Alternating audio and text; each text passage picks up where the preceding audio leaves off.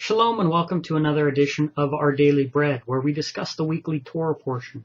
I'm Messianic Torah, and this week's Parashat is the 7th Parashat of the book of Bamidbar, also called Numbers, and it's called Balak, which means who lays waste. In this week's Parashat, my message for 2012-13 is called Everything But Obedience. And this Parashat starts in Numbers 22 verse 2 through 25 verse 9. The half Torah is in Micah 5:6 through 6:8. Now my message is called Everything But Obedience. In this week's Parashat, we get the story of Balak, just as the Parashat is named Balak. And it's interesting because really it's about Balak, but more importantly, I believe it's about Balaam. And Balak is the king of Moab. He feared Yisrael, so he sent out for Balaam to curse them. Now, Balaam's an interesting character because there's a lot of opinions about Balaam, good and bad. We don't have a lot of information about Balaam. We have some information, but there's certainly some curious things. It's curious that YHWH is going to use him and talk to him, and that he's, kind of in this role. It seems at first that Balaam is this pagan priest or sage that you would think would have nothing to do with Yisrael. But then God talks to him and he interacts with him, and he uses him to deliver a message as a prophet of such. And so it's a very curious thing, this guy Balaam. But Balaam is very interesting because to me, Balaam represents Israel in a way, in many ways, I believe. And so a lot of people, again, always think that everybody else is the bad guy but them. Well, let me clue you into a little something. If you read that whole Bible, you're going to figure out that the stories are mostly about Yisrael. And most of the negativity and the sinning is about Yisrael. So everybody kind of thinks like the Jews may think, hey, we're the chosen people, and everybody else, that's just the nations. And the Messianics may think, hey, we've got it down, we're the special people, and look at, there's the Christians and the Jews who don't have it like we do. And then there's the nations, and the Christians feel like kind of like, hey, we're the Christians, we have this relationship with Jesus, and it's all the atheists that are the problem, and all the people who don't believe in Jesus. See, everybody always assumes it's about everybody else, the negative side. The problem is, when you read this book, you're not going to get that picture. You're going to figure out that this is about God's people and how they're continually getting in trouble because they're sinning. How God's killing and destroying and plaguing His people because they're the ones that are not obeying Him. And this is exactly at the core and the heart of this week's message. Because what we're going to see is we're going to see a great pattern with Balaam. And this pattern follows the same pattern of Yisrael. And, that always kind of ruffles feathers because people want to say that we're the good guys, we're the kings and priests and everybody else is bad. Well, it's like, well, you just look back at Israel. You look at all those princes as we went through Parashat, Korach and Hukat, who lined up there, all the men of renown of Israel, these famous men in the congregation, who were all doing wickedness and bringing destruction upon themselves, their families, and upon Israel because of their disobedience. Okay? They're the ones who continually destroy themselves and destroy others around them. And so we have to be humbled and learn from this example and realize what this means, and that these things, instead of saying, oh, I can't believe Israel would complain so much in the wilderness, I would never do that. That's the problem. Israel doesn't understand that Israel's the problem, that Israel's unrighteous, that Israel is the one that needs to learn to obey. Stop pointing the finger at everybody else, like the Pharisees, thinking that you're righteous. They just couldn't imagine that when Mashiach came back, that he was going to come back correcting them, the most righteous and religious people of the whole country. Couldn't imagine that they thought they were going to get high fives and salutations and rewards, just like a lot of religious people. A lot of religious people who think, oh, wow, we're the chosen people, so we're just going to get rewards and all that. When God comes back, he's going to be angry with everybody else. And it's like, don't you read the Torah? Don't you see that God, when he comes back, I think he's going to be angry at his people first. Judgment, as he says, starts in my house.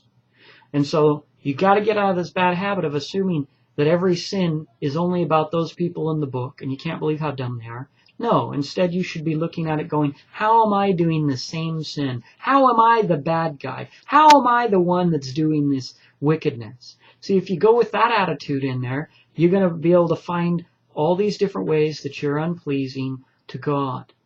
And then you can work on eliminating those and making changes. But if you think you're awesome, if you think you're getting the high five, if you think you're on the team, the winning team, and you don't realize you're really on the losing team and that you need to do something different, then you will never make the change. That's part of the big deception and the big lie, is that you're awesome. The problem is with everyone else. In subtle ways, that's very much the problem that I have with evangelism.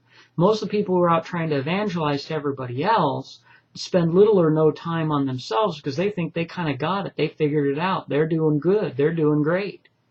They're the ones plucking out people's eyes instead of getting the beam out of their own eye, so they could even help to get the speck out of somebody else's eye. But if you walk around thinking that you have no beam, then, again, like the Pharisees, you're blind. You're blind to your own problems. So we're going to dig into this Parashat. The message is called Everything But Obedient.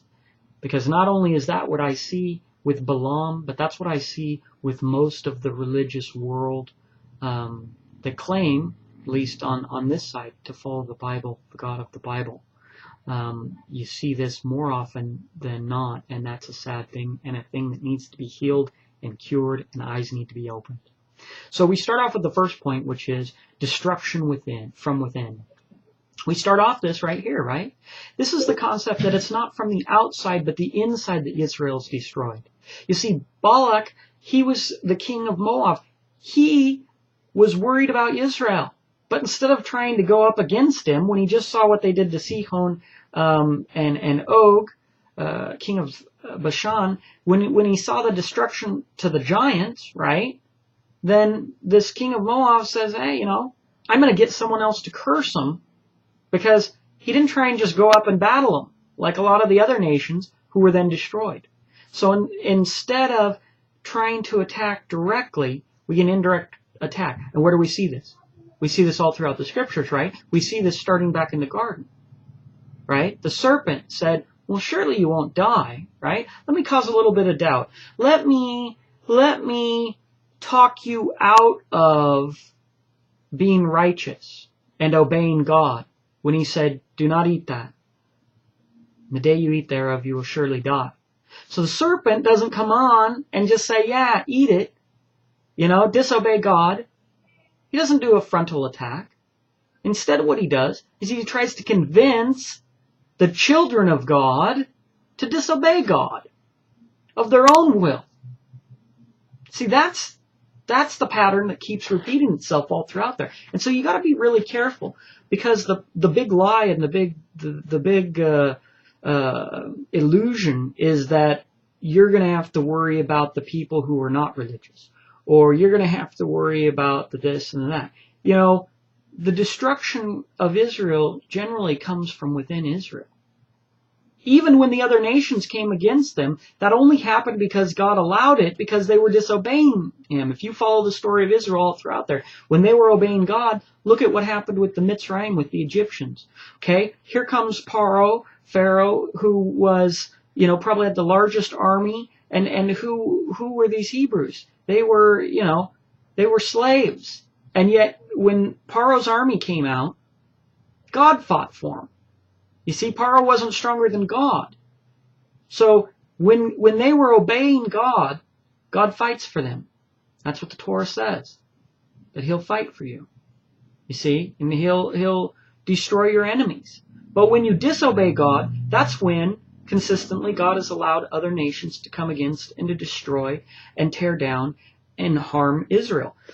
Not when they're obeying. So as it says, when they're obeying, no weapon can be formed against them. Okay? But if weapons are able to be formed against you, then guess what? You're probably not obeying God and not obeying His Torah. And we're going to get into that. Because you may think you are, and that's part of the problem, is that you think you're following, and you're not. So destruction doesn't come from the outside. It's not a direct attack. It's going to come from the worst destruction consistently, even in the wilderness. The most deaths that could be accounted for came from the punishments of God on His own people because of their disobedience. Didn't come from other nations. We have numbers we can tally up, rough numbers about what happened when different people came against them. And if you add it all up, you'll see that the vast majority of death that happened to Israel came from Israel's disobedience. And so this is the important first point to make. So what happens in this week's parasha? He gets Balaam. I'm going to get Balaam to come in and try and curse Israel. So I'm going to try and destroy them, not from a front method. And what does the Bible say the curse is? I set before you life and death, right? Blessings and cursings. Choose life, right? A curse, defined in the scriptures, is sin. Curse is a sin. That's what happens when you disobey. It's one with disobedience. So even in the double entendres, the double meanings of what Balak's doing, Balak is essentially, the whole focus is, I want to find somebody who can curse Israel. That, another way of saying that in the Ramez, or the spiritual definitions, would be, I want to find a way to make Israel disobey. Because that's what brings the curse. Then, if I can curse them, I can defeat them. I can bring them to destruction. You see, if what it's saying in the Ramez is, if I can get Israel to disobey, then I can destroy them. You see? And this is what it's been from the very beginning. I many times reference going back to the story of the serpent. Why? Because within that carries this repetitive story and the patterns that go all throughout the scripture. So it doesn't matter. You can change out the stories, but the patterns are going to be the same. They're going to resonate. They're going to replicate and be magnified all throughout the scriptures. It's going to ultimately be saying the same thing. And see, people want to avoid this. People want to dance around it. People don't want to deal with the issue of obedience. Even in the scriptures, there's arguments. When we get into James, don't you know, a foolish man, faith without works is dead? Even then, there was people still wanting to argue against doing what you're supposed to do and doing righteousness, righteous works, which is ultimately a sign of obedience. It's the proof of obedience. It's always come down to obedience. And so now, in the religious world, between a good portion of the Messianics who still have a bunch of garbage Christian theology and a whole bunch of Christians, there's this teaching and this idea that obedience is like almost a bad thing. Like, what are you trying to do? Earn your salvation? What are you trying to do?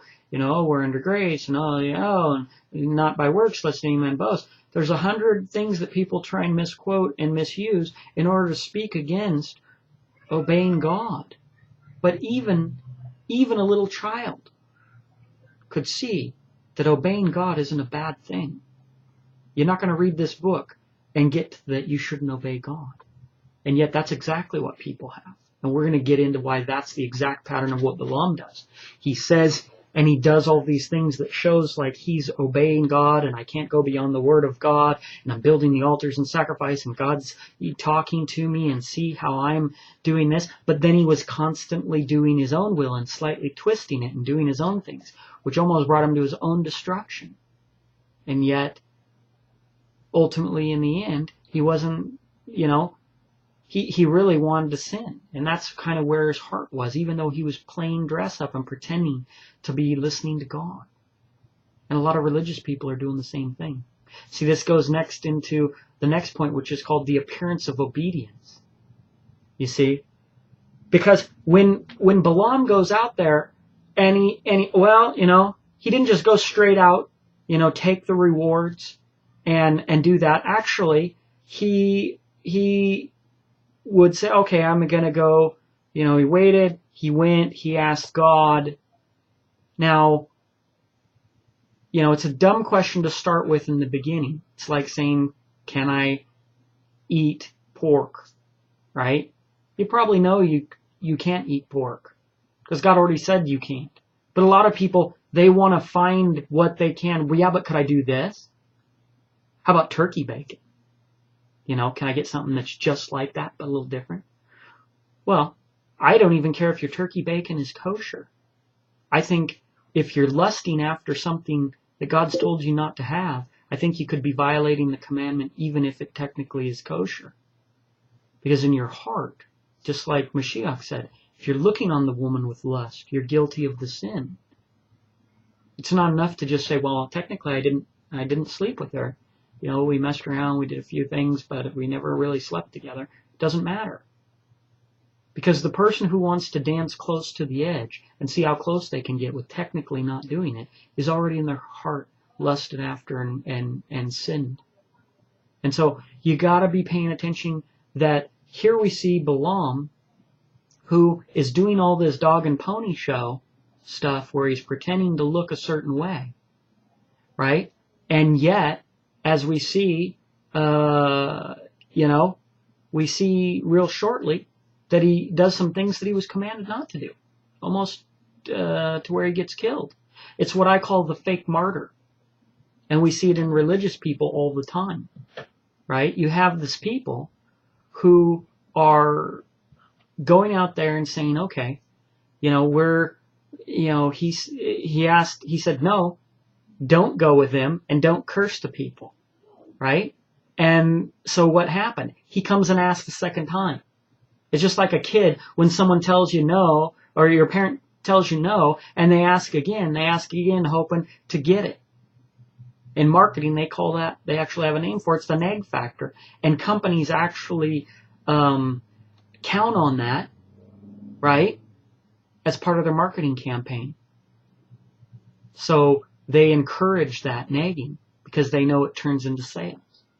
That's how ridiculous it is. But see, kids aren't any different than the children of Israel. So what we see is we see that even though he was told, don't go and don't curse, those are the two key elements, then what he does is he comes back because now more honorable men came back, and wait, I'm going to go ask. Why are you asking a second time? Why are you asking? It's just like Eve. Why is she talking to the serpent? Why is she standing in front of the tree of knowledge of the good and evil? It's because she wanted to eat of it. If you didn't want anything to do with it, you wouldn't even be there. You wouldn't be carrying on the dialogue. You wouldn't be touching it. You wouldn't be saying, oh, well, gosh, this does look good for food, and maybe it will make me wise, and da da da. No. The serpent didn't make her do anything. That was just the lust in her own heart. You see? And that's the same as Balak. He doesn't have to have a frontal assault. He just has to stir up the sin that's already under the surface, that's already in the hearts of the children of Israel. We'll get into that when we get into the Moabite women and the sins there. So we see that Balaam's told now when he asked the second time, right? So God, I believe, is giving him another test. And he says, if they come to you, then go with them. Right? Because I believe God knew they weren't going to come to him. And if you read the verse carefully, you'll see it says, and in the morning he got up and went with them. There was his sin. Because he was commanded first, don't go, don't curse. Then he asked again. So he gets another test. Okay, if the men come to you, then go with them. The men never came to him. It says he went up and left in the morning. Right? And this is what's going to lead, I believe, to the angel that's going to come and wants to kill him. Because again, it was in his own heart. And see, here's the problem. This fake martyr, you know what he said? He said, I cannot go beyond the word of YHWH. That's what Balaam said, right? To the messengers of Balak. So outwardly, he's acting like, I'm this righteous servant. I cannot do what God doesn't tell me to do. Well, I see this all the time with religious people. It doesn't matter which organization they're from. They could be Jewish, they could be Messianic, they could be Christian. You see it all the time. There's everybody doing the dog and pony show. Everybody's out there acting religious and, the Christians, they're going to church and singing the hallelujahs on Sunday and yet won't obey his commandments. The Jews may make laws and extra traditions and all this to go so far to make it appear like they care about the Torah. And many of them do. I'm not going to say they don't. But sometimes they can make laws all the way around to where they find ways to violate the Torah. But through the whole thing of well, we can't do this, so what I'm going to do instead is do this and this and this so that I'm not technically doing that. All they did was find a complicated way around to make it look like they're being righteous, right? Through different halakha and stuff. When actually, if you just look at it, they're breaking the commandment.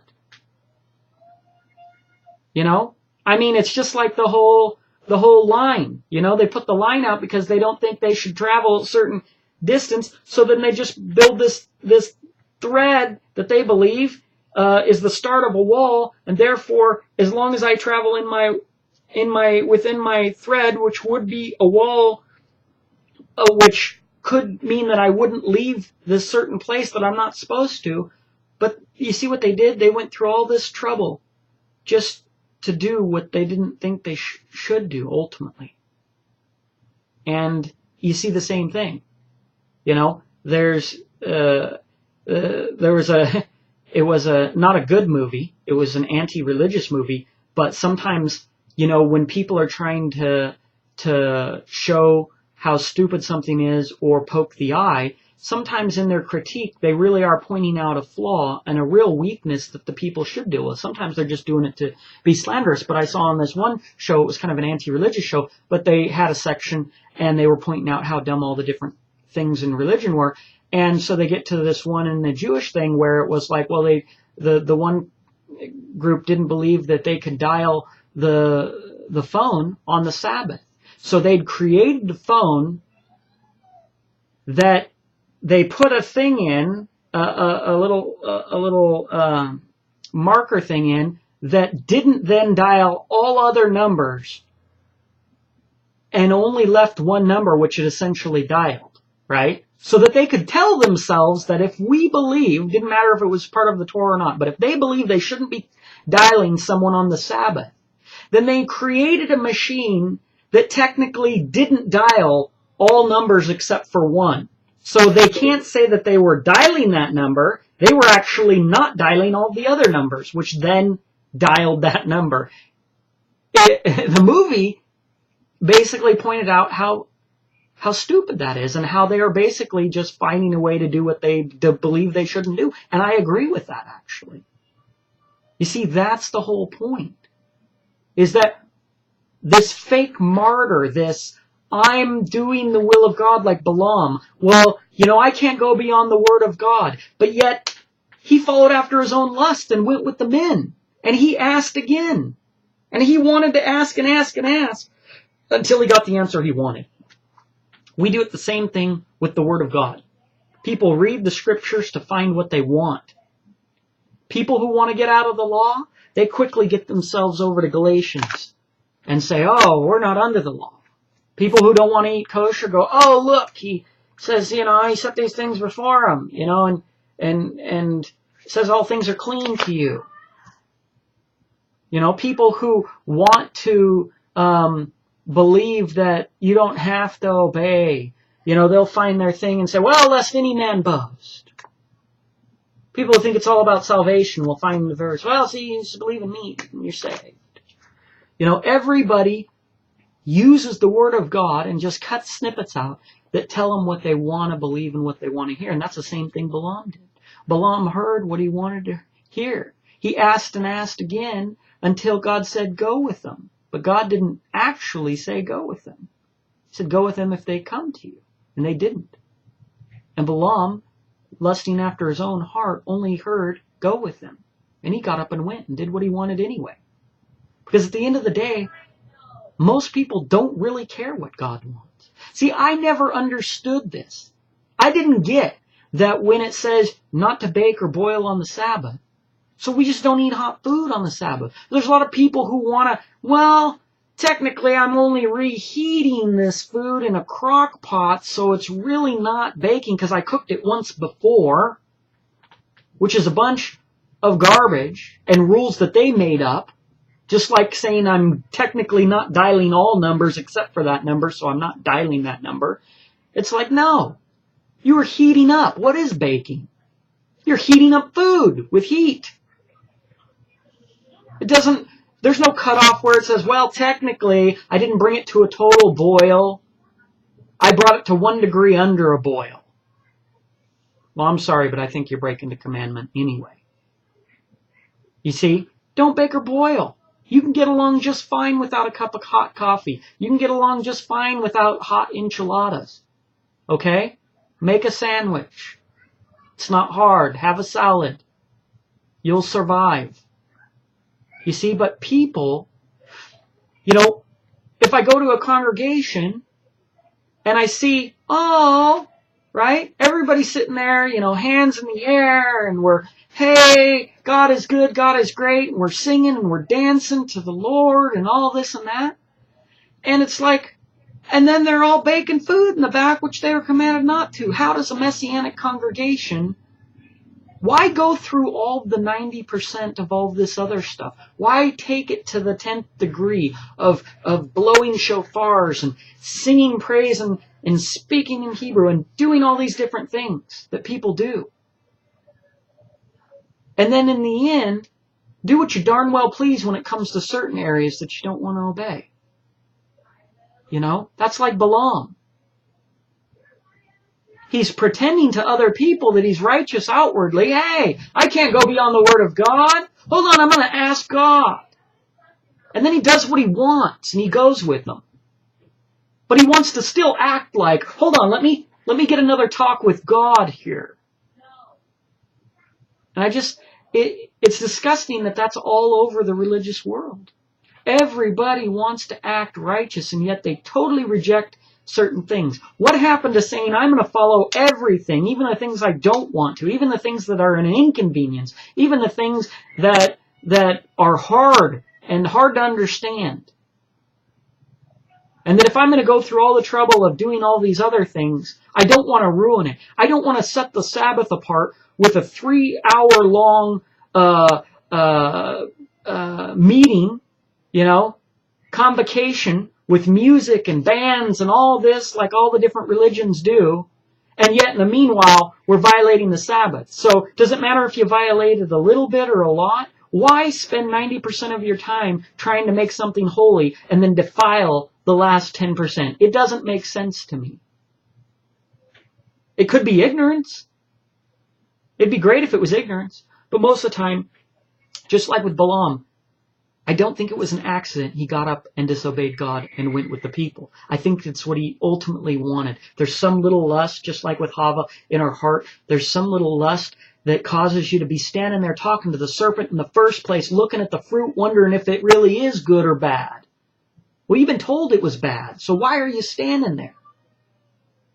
You know, as the scriptures say, can you draw near to the fire without being burned? Well, why are you by the fire? Some things are fire. Just stay away. They're not good for us. This takes us to the next part. The mouth of a donkey. You see, it says right there, it says, YHWH opened the mouth of the donkey. I'm looking at my notes here. And he asked why Balaam smote him. And YHWH showed Balaam the angel. You see, he opened up the mouth of a donkey. Now, it's kind of funny because first thing you got to understand about donkey, right, is, number one, a donkey, just like animals, are called dumb. It doesn't mean they're not intelligent. Actually, dumb means they can't speak. You might be highly intelligent. It's just like when people talk to people who are foreigners. It's always hilarious to me. I was in the post office one day, and there was a Russian gal there who obviously didn't speak English or very good English. And so people start, what do you need? As if yelling and talking slowly in a language she doesn't understand is going to help her. two things. Number one, she's not dumb. She might be a professor who happens to not speak English. She could be 10 times smarter than you. You don't have to treat somebody, I see it all the time, like they're dumb because they don't understand your language. They just simply don't know your language. So if someone was talking to me in Chinese, speaking in loud, slow Chinese is not going to help me understand. And it doesn't mean either that I'm an idiot or that I'm dumb. I simply don't speak Chinese. You see? So when we talk about animals, animals are considered dumb. They can't, it's mute. They can't speak. So it's interesting here that even though that the donkey was dumb, couldn't speak, was just an animal, even the donkey, you got to look at the patterns. Even the donkey, the dumb donkey, could see the angel. The dumb donkey could see the truth when Balaam couldn't. Balaam had deluded himself into thinking he was doing God's will even while disobeying God. The donkey knew better. The donkey knew there was an angel standing in the path that was going to destroy his master. And his master couldn't see it. He was blind to it like the Pharisees were blind. Okay? The donkey's mouth opened up and saved its master, who was supposed to be above him, was supposed to be smarter, but wasn't really smarter. Because this is a great, valuable lesson. No matter how smart you think you are, no matter how much authority you have, no matter how much like Balaam you think you're doing the will of God, you can be blind to the lusts of your own heart. As it says, a man's heart is wicked, who can know it? That includes the man himself. We don't know our own wickedness. And many times we're delusional to it. And many times we don't want to believe it. And many times we paint things the way we want to see them. And many times we think we're following God and doing this great ministry and doing all this awesome stuff. When in reality, we're a horribly wicked servant who's no son of his. You know, I was sitting, with friends the other day. And a lot of times I just let people know right up front. I'll probably say something that'll offend you. And I would apologize in the sense of your offense. I probably don't apologize for what I'm saying. But I like to just make a warning to people. Because I don't want them to be shocked. Because I may say something, because I may not agree with the status quo religious and worldly views and any of the other stuff. Okay? And I may not always say what I'm thinking, but sometimes I might. And so I like to give people a little warning. And it was interesting because we were talking about bones and cremation and different things like that. And I had brought up the part about the bones being like the identity. I'm not going to get into it deeply here because I'll have another message about it. Specifically, but I don't personally believe in cremation, and I think that the breaking or crushing of the bones, if you do a study on that in the scriptures, you're going to see it's kind of a form of a curse. It's a form of being of your memory being erased, because the remnant of your body, right, is your bones. That's your remnant. That's just like Joseph's bones. They were the remnant, and they were still important because he asked that his bones be taken out, and all through the scriptures, bones are asked to be put in a certain place in the cave with your other members of your family, and there's a whole bunch of things. I'm not going to get deep into it right now. But then the example was brought up. Oh, what about people who were destroyed in a building or a crash or this and that? And what if their bones weren't recovered or this, that, and the other? The thought was like, oh well, there was good people, and I'm sure God wouldn't hold it against them if something happened to their bones, basically. And I'm thinking, we just talked about the scriptures. We just talked about it logically. But somewhere in the mind, we don't want to believe that God has some rules and some standards that he's going to hold to, even if it doesn't work out well for us. I'm sorry, I read the whole Bible. And you know, there's a lot of people, look at Moshe. You think you're better than Moshe? Because Moshe went through all this stuff. He was so awesome. He did this great job putting up with these rebellious people who wanted to constantly kill him. And he's just feeling, you know, up here, he's trying to do what's right. He's offering up his own life for this sinful nation of people that are saying they're following God. He did all this stuff right? And then he strikes the rock instead of speaking to it, and he doesn't get to go in. Now, do you think that he deserves more to go in than all those people who were rebellious and all this and that? Now, most of those guys didn't go in either. They had their own sins, but their children went through. But don't you think of all the people who, hey, God's probably going to cut some slack to Moshe? No, Moshe was told he wasn't going in because of his sin. And yet he did all that other stuff that was great. That's the Bible I'm reading. I don't know what Bible everyone else is reading. I don't know if they're going, oh, but that wouldn't be fair because this person never got to hear that, or this person didn't know, or this was an accident and stuff like that. I'm sorry. I'm pretty sure that the God of the universe has a set of rules. And what I've seen from studying His Word is that He sticks to those rules. Even, He's not a respecter of persons. Even when it comes to things that He would love not to have happen, maybe, He still abides by His Word and the principles and the law and the rules. And people don't want to believe that because they've been brainwashed so much by Christianity and other things which just says, boy, God loves everybody. Well, you tell me, when He's killing His people, His children that He saved, that came out of Mitzrayim, out of Egypt, right? When He's plaguing them and killing them, wouldn't it make more sense? Wouldn't that same logic say, well, God would never hurt those people. He saved them from the Mitzrayim, from the Egyptians. I mean, they applied the blood of the Lamb. They were saved from the angel of death. You know, they were saved with miracles. He's not going to do anything to them. Why would He? He loves everybody. Those are His children. Really? Have you read the book? I'm sorry. He does. He plagues. He kills. The people who even were serving Him, He punishes them because He's a just God. He does show mercy. He does have compassion, but He also has judgment. And His Word also means something. And when it comes out of His mouth, He's not a liar.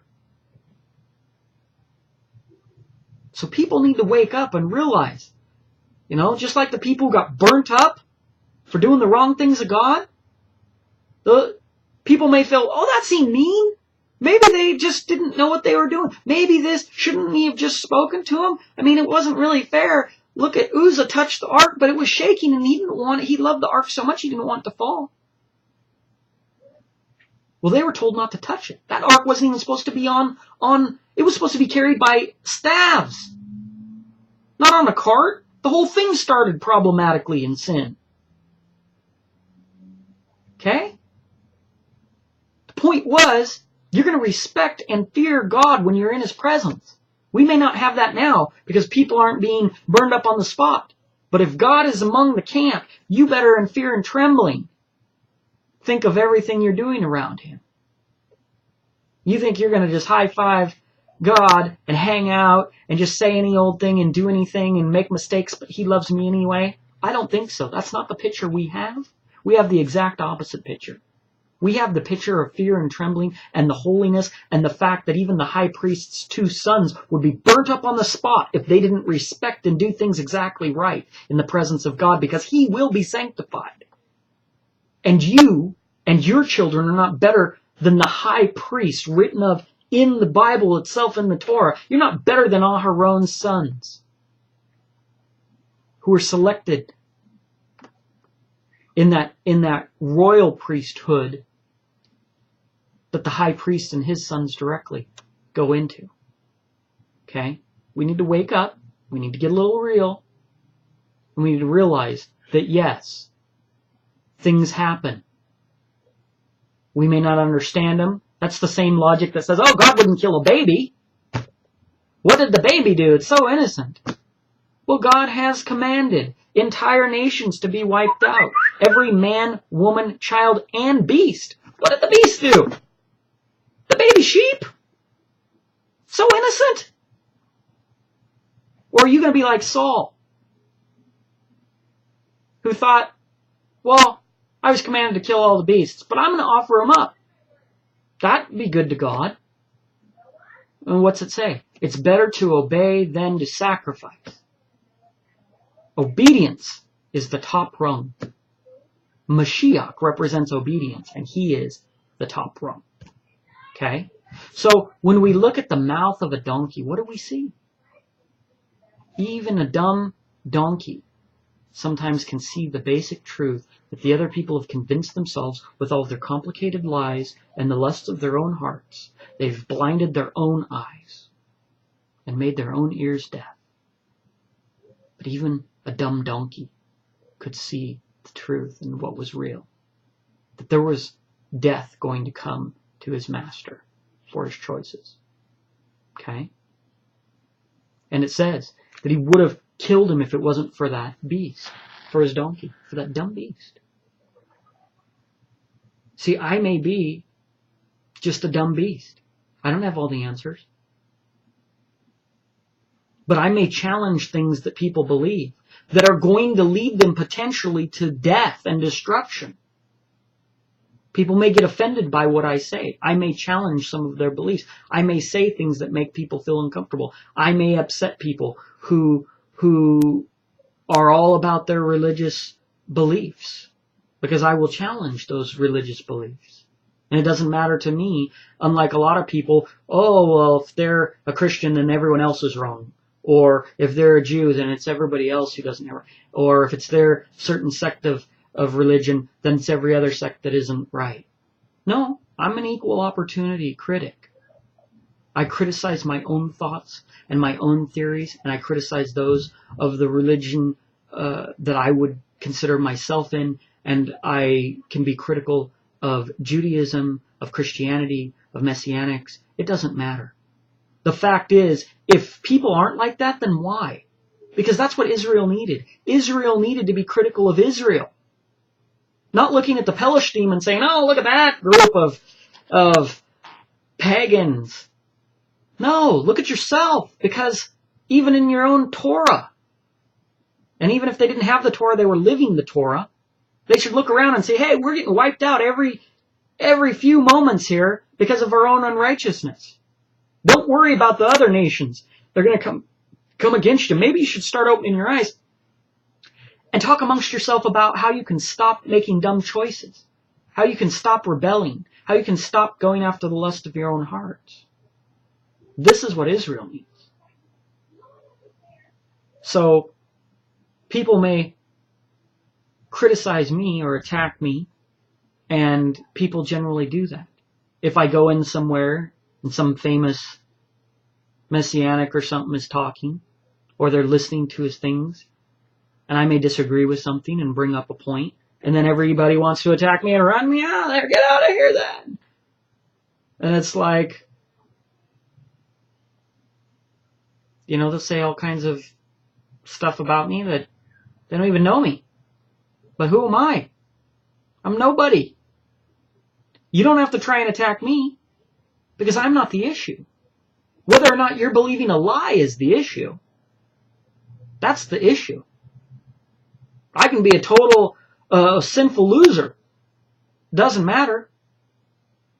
If a totally wicked person came out and said, hey, you should obey God and keep the Sabbath, then it doesn't matter if that guy's wicked, because his words that he said were actually truth. And see, that's the whole thing. People try and demonize people just like in politics.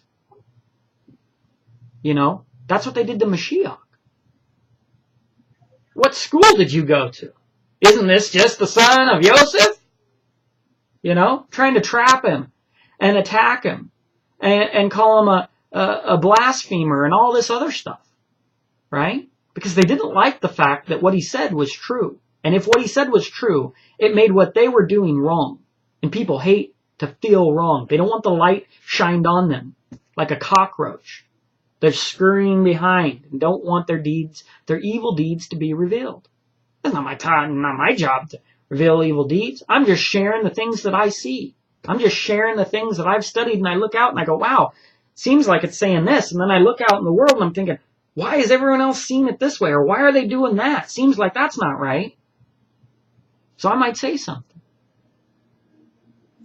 What else am I going to do? Stand quiet?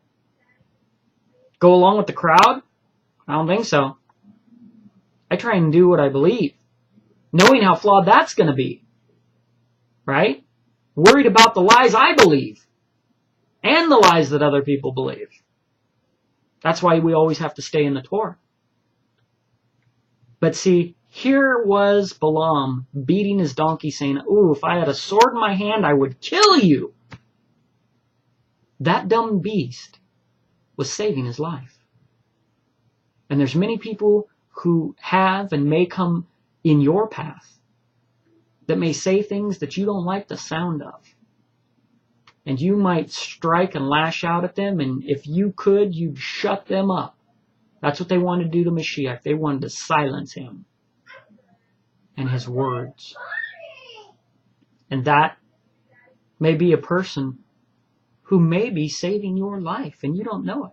You may not until it's revealed, just like it was with Balaam. You may not realize that person who you ran out of your congregation calling him a heretic may have saved your life. Or maybe they didn't. Maybe instead you get down the path and the angel is finally revealed and it slays you in the path. And the whole time you were beating that donkey that you thought was just a dumb beast that was beneath you. And they were trying to save your life. It's just like Moshe. How many times did Moshe fall down on his face, even offer himself up for that rebellious group of people called Yisrael? You know? While Mashiach is, being beaten and murdered, and he says, don't cry for me, cry for yourselves.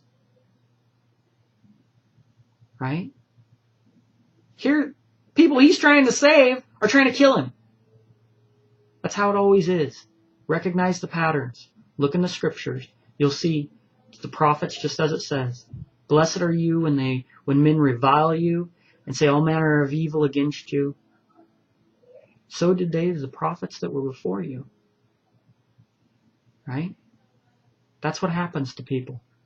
Because the majority doesn't have it right. And the problem is not the other nations. The problem and the real killers and the most vicious people are the religious people who don't like what another religious person says. And they'll come after you with all kinds of stuff in such a wicked and nasty way that's worse than what the nations out there would do. Balak, king of Moab, come on. What can he do to Israel? God fights for them. He's not going to do anything, but he's trying to destroy him internally. So watch out for the mouth of the donkey. How many mouths of donkeys and dumb beasts and heretics have been trying to help you, and you just drive them away? Next we get to persistence beats resistance. Now we have Balak, right? Who keeps taking Balaam to these different places to curse Israel. He wouldn't do it, so he takes him to another place. Wouldn't do it, tries another way. Does that sound familiar? How about Balaam, who was told not to go? Then he asks again, and then he's told something else. He doesn't obey that, and he goes anyway. And then he keeps coming back, talking to God like they're just good buds, and everything's fine, and our relationship's great. Everything isn't fine. You're disobeying God. You're coming before him. You're offering sacrifices. You're asking what his will is. But you're not trying to obey him and do his will. That's the difference. It's like the same thing when he says he hates the new moons and the feast days. It says with lawlessness. You see, People honor me with their lips, but their heart is far from me. Right? This is what they do. They want to pretend we're God's people while bowing down to golden calves that they've made for their own desires. See, Balak's plan for Israel is just to keep trying. Just like it is with Balaam. Sin's constantly at the door. We're constantly inundated with a chance. And this is why backsliding is such a big problem in Israel. It's always talked about backsliding and keeping and remembering. Why? Because over time we go to less righteousness. I've seen it in life. People who I love. If you watch most people, religious people over time, they're not getting more righteous. Their standards get more and more slack. They start off zealous and doing a bunch of things, and now we don't do that. Now we don't say our prayers. Now we don't do that. Now we don't, not eat hot food on Sabbath. Now we do all it is backsliding. Because it erodes away, and that's what Balak's trying to do. If I just keep bringing him to more places, sooner or later, I'll curse Israel. Persistence beats resistance. That's why you not only should not be backsliding, you should be working on becoming more righteous. That's how you make sure you don't slide back. Because if you just try and stay the same, you're probably backsliding. Because you'll slack off on a few things like that. You need to be striving for, like it says, hunger and thirst for righteousness. That requires study and action. Next, we have altars and sacrifice.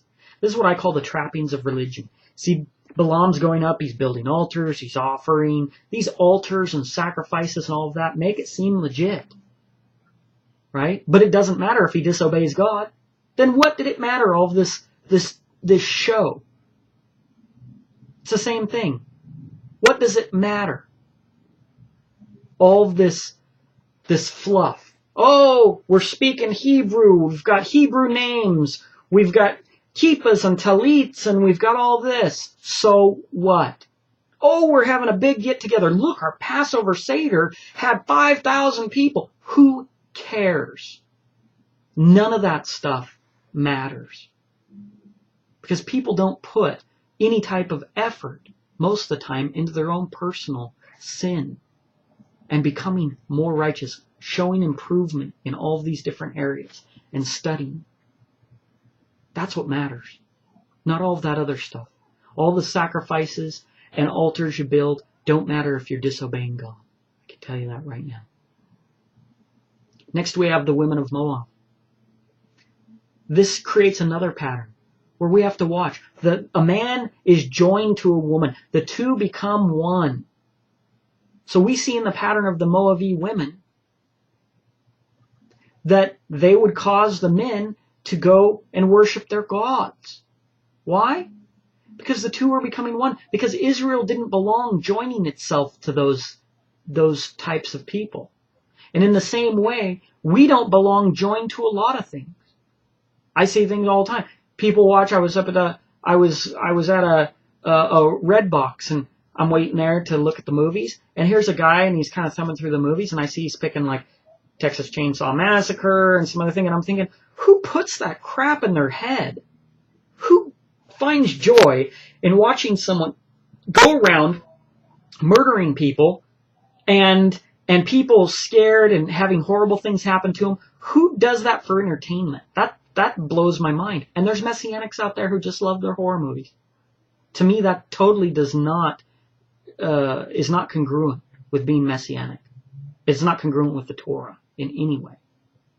And yet people just do it. People do it because they like it, and they justify it away, and it doesn't matter, it's fake, blah, blah, blah. And I'm just, it's just like the Moabite woman. You look and you go, man, this is going to bring you to destruction. There's no good fruit that comes out of that. Why are you joined to that? And like Pinchas, who stopped the plague, right? Stopping the plague is the destruction of lives. Even though it hurt his own brother, that was destroying him. It had already destroyed him. And it wasn't just destroying him, it was destroying everybody else around him. We all have to strive for more righteousness. Why? Because every time another Messianic brother looks around at what other people are doing, and they say, oh, well, he's doing that. He kind of likes horror movies, so horror movies are probably cool with us. And then it starts to spread like a fire. We don't know that it is okay. So you got to be very careful about the stuff that you do, even if it's in the neutral zone. Let alone if it's bad. It's horrible. It's a plague in Israel. Bad theologies are a plague in Israel. Wicked things are a plague in Israel. Now, does that mean we run around house to house and say, hey, you can't do this, that? No, that's not merciful. Because we're all growing and we're all learning. You know? I went over to a friend's house and you know, they were going to serve some food there, and I said, hey, you know, do you have some tinfoil? I didn't want to cook something on their grill. I'm good friends with them, you know, but the wife had said, hey, well, what do you think? We're cooking pork chops on there or something? I said, I don't eat at anybody else's grill because I don't know the history of it. I only know the history of my grill. And I know that I look at ingredients and that I call companies and that I find out things and that things are certified and organic, and I've called and I check things out. I know that we learned a lot and made a lot of mistakes and found other things that weren't kosher and all that along the way. So I'm sorry if you're offended by that, but it has nothing to do with you. I'm trying to obey God. So while everyone else is sitting there throwing on burgers and eating all kinds of stuff that's not even certified kosher, who knows if it's clean or unclean or what's in it, I'm not okay with that. So I don't eat out at other people's houses very often. I don't know the history of their plates. If they're stoneware and they've touched by some unkosher thing, they're to be broken. Okay? I take it serious. I don't know why I can be in a room full of Messianics and people just aren't taking it that serious. There's very few. I met this guy. He's a rabbi guy. I don't use those titles really, but he's a Messianic. But you know, he wouldn't go outside, you know, or carry something past the door because he's into Judaism and a lot of the stuff that they do. And you know what? Even though I disagree with that, I respect that he slept overnight when he visited in the synagogue because he didn't want to leave the building even to carry a penny in his hand out of the building. I actually respect, I may not agree with his interpretation of those things, but I actually respect that he's willing to even suffer and he's willing to live out his religion. Because there's so many other people that I feel are just being lazy, that won't even be inconvenienced by their religion. Why? Because it's so much easier to just go to the store and grab a bunch of garbage off the shelves and not have to worry about it and not be limited and just be able to do whatever you kind of want. Have a good old time. I'm looking around thinking, how'd this happen? Because if everybody's claiming to follow the Bible, then there's rules in there. If people aren't following them, either we didn't study or there's ignorance or we have a different belief and interpretation. And then why do we have that? Can't we just study that out? It's not too hard, but we don't. People are satisfied with where they're at on things and don't want to study deeper because they might find that, oh, I can't do that anymore. That's what you should be seeking after. So we end the last point with cleansing Israel from their filth. You see, in the half-Torah, it talks about if you'll get rid of these things and we'll break down all this idols and we'll do all this, right? Then I'll take you. See, YHWH is going to restore Israel, but first they're going to be cleansed from their filth. You see, a lot of people think they're going to take the filth into the kingdom. A lot of people think God's going to accept them with all their filth. They think they're religious. They think they're doing all this because they're going to the synagogue and they got their kippah and they got all this and that. But there's still filth in their life. And you got to know that's not acceptable. And that all of you isn't coming in. You and your horror movies and your Narnia and all your other garbage is not coming in to the kingdom. You can justify things how you want. But there's rules and there's laws, and God's going to be just, and He's going to hold to His own word.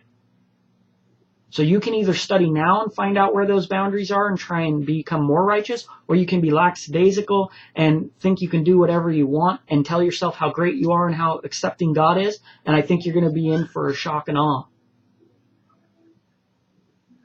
See, just like Balaam, he did everything that made him look like he was obeying, except for he didn't obey. The details do matter. And I pray that people will study more and learn how to actually obey.